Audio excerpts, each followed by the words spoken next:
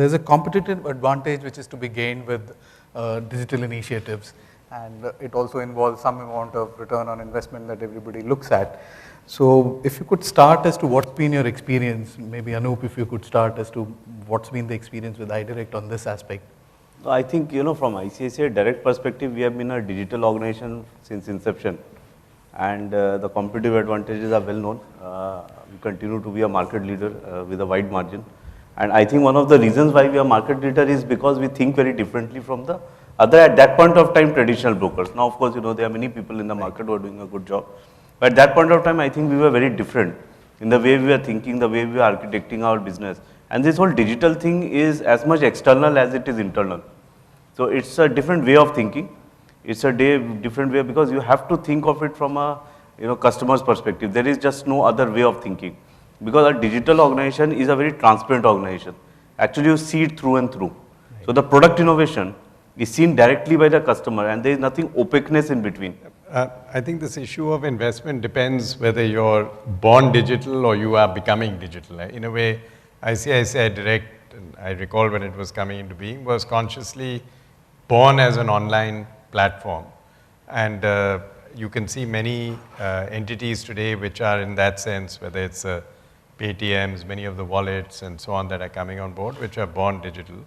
If you are born digital, typically your funding structure, your the duration, if you like, in which you're expected to drive ROE, expectations from stakeholders will tend to be a little different. If you're an incumbent, typically you're also protecting existing revenue streams, existing franchises.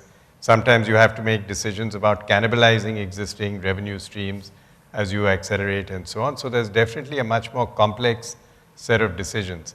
And you have to try and find a way to turn those options into advantages as opposed to encumbrances. One, of course, as mentioned earlier, that denial versus forward looking. When I look back about a year back in our own organization, we felt that we are in the 19th century as far as the technology evolution concerned. So which essentially means you need to learn, unlearn a lot of stuff that we perceive that we know and start looking forward.